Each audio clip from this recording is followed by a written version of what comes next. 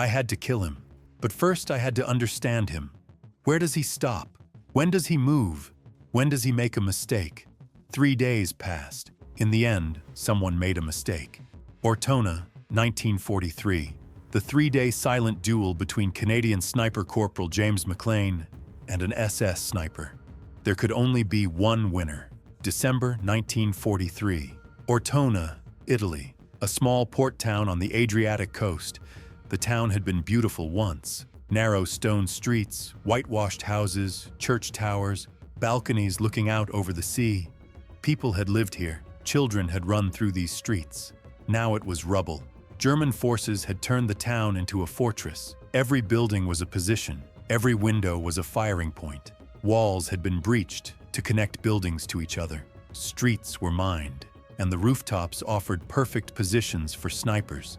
The Canadian 1st Infantry Division entered the town on December 20th. Corporal James MacLean served in the division's sniper unit. He was from Nova Scotia, 26 years old, quiet, careful, patient. He came from a fishing family. He knew how to wait for hours. That made him a good sniper.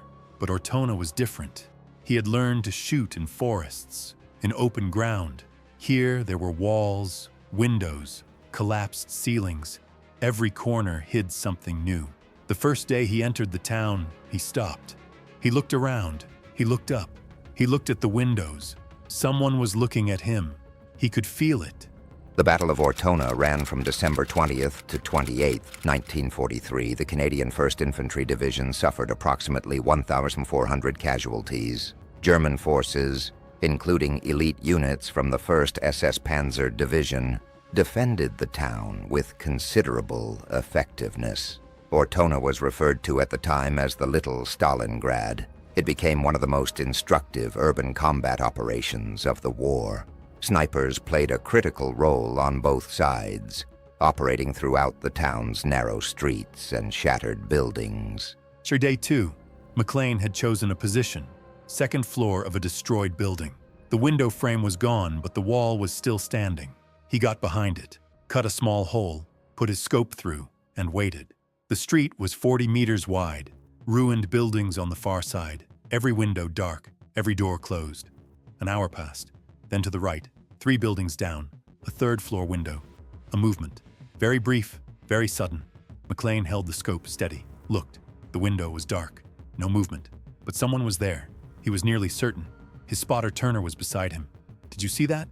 he asked quietly. "I saw it," MacLean said. 3rd floor, 3rd building from the right. Turner made a note. MacLean waited. Another hour, 2 hours. Nothing moved. Then a single shot came from the left. It passed over the wall. MacLean went flat. It came from the left. The movement he had seen on the right was bait. The real position was on the left. MacLean stayed behind the wall, thought it through. The man across from him was good. Very good. Decoy tactics were extremely common in urban sniper warfare. A false movement in one position would be used to draw the opposing sniper into revealing their own location. What MacLean encountered was a textbook application of this technique. The shot from the left gave away the actual position, but information of this kind could always be misleading. An experienced sniper might deliberately fire a first shot from a different location to misdirect the other side. This layer of uncertainty made urban sniper duels considerably more complex than engagements in open ground. Day 3, early morning. MacLean hadn't slept. His mind wouldn't stop. He kept thinking about the man across from him. Where? Which building? Which floor? Yesterday's shot from the left, but the movement he had seen on the right the day before. Were they the same man, or 2 different snipers? Turner held out a coffee. MacLean took it. Didn't drink it, just held it. "What are you thinking?" Turner asked. "One man," MacLean said, "using 2 positions, never keeping me in the same place, changes every day." Turner thought about it. "So how do you find him?" MacLean put the coffee down. "I think like him." Hours passed. MacLean didn't move. He just looked, just thought. The man across from him was watching Canadian movement. That was certain. So what was the best observation point? MacLean built the town map in his head. High ground, wide sightlines, exit routes in 2 directions. There was a building, just north of the center. A church with a bell tower. MacLean turned to Turner. "The church," he said. Turner looked at it. "Very exposed position." "Yes," MacLean said. "But the best sightlines in the area, and the easiest way out. What if you're wrong?" MacLean picked up his rifle. "Then we lose another day." One of the most important factors in urban sniper detection was understanding the tactical logic of the opposing side. High buildings and church towers offered ideal positions for snipers, but these were also the most predictable locations, and experienced snipers tended to avoid them for exactly that reason. MacLean's church hypothesis was a product of straightforward tactical thinking. The only way to find out if he was right was to test it. Afternoon. MacLean had chosen a new position, one that gave him an angle on the church, the basement of a destroyed house. Through a hole in the upper floor, the tower was visible. He waited. The sun dropped. The light shifted, and then he saw it. To the left of the bell tower, at the edge of a gap in the stone, a very brief movement. Not the glint of a scope lens. A helmet? A shoulder? Hard to say, but something was there. MacLean held his breath, locked the scope, waited. 5 minutes. Nothing. 10 minutes. Still nothing. Then he saw it again. Clearer this time. A shoulder, the barrel of a rifle. MacLean steadied his breathing, left hand on the rifle, right hand moving to the trigger, and at that exact moment a shot came from across the street. The round passed just to MacLean's left, very close. Dust kicked off the wall. MacLean went flat. His heart was going hard. The other man had seen him too, almost at the same moment. Who had fired first? MacLean got up, reset the rifle, shifted his position 3 meters to the left, and waited again. More careful this time, more patient. The sun dropped further. The last light hit the church tower, and MacLean saw it clearly. A silhouette, a shoulder, a rifle. He breathed out, slowly, completely. He pulled the trigger. The shot echoed, then silence. MacLean didn't lower the scope. He waited, for a long time. No movement. Turner came through on the radio. "MacLean?" MacLean waited 5 more minutes before answering. "It was the church," he said. Just that. Both sides used highly developed tactics in the urban sniper duels at Ortona. Church towers and elevated buildings offered strong sight lines, but made the occupant a predictable target. MacLean's decision to shift his position at the last moment may well have saved his life. In a sniper duel, a few seconds and a few meters can be the only difference between coming home and not. That evening, MacLean sat in the basement. Turner was beside him. Neither of them spoke. Sounds coming from outside. Artillery in the distance. The occasional rifle shot close by. Ortona was still fighting. MacLean looked at his hands. They were trembling slightly. He hadn't noticed it during the day. He noticed it now. 3 days. 3 days he had thought about the same man. Thought the way he thought. Where does he stop? When does he move? When does he make a mistake? And in the end, the mistake came. But now he was gone. And MacLean felt something strange. It wasn't relief. It wasn't satisfaction. It was heavier than either of those. For 3 days, the man across from him had been doing the same thing, playing the same game, with the same thoughts. Where does this Canadian stop? When does he move? When does he make a mistake? Both of them playing the same game, just on different sides. Turner asked quietly, "Are you all right?"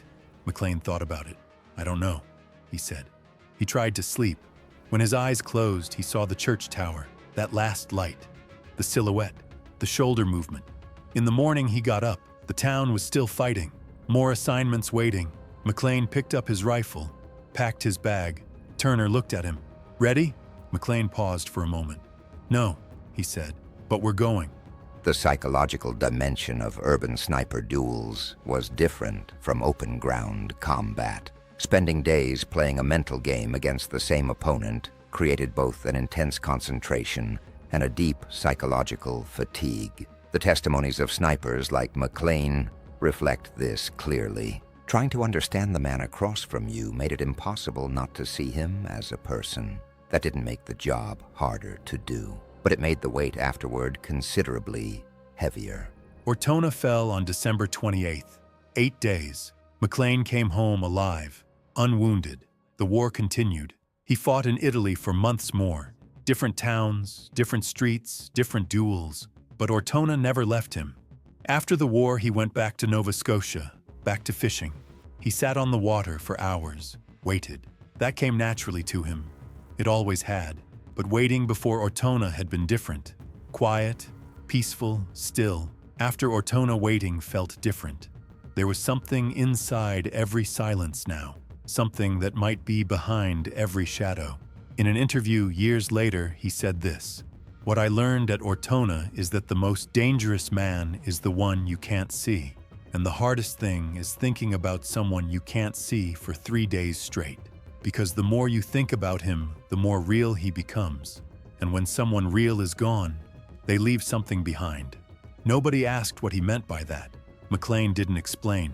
The Battle of Ortona holds a significant place in the history of urban warfare. It stands as one of the most demanding urban operations in Canadian military history. The Sniper War was one of the most critical and least documented dimensions of the battle. The tactics used by snipers on both sides became reference points in urban combat training in the decades that followed. The experiences of men like MacLean preserve the human dimension of this history. The numbers tell the story of the battle, but that 3-day silent duel can't be told in numbers. MacLean died in 1989 in Nova Scotia, at home.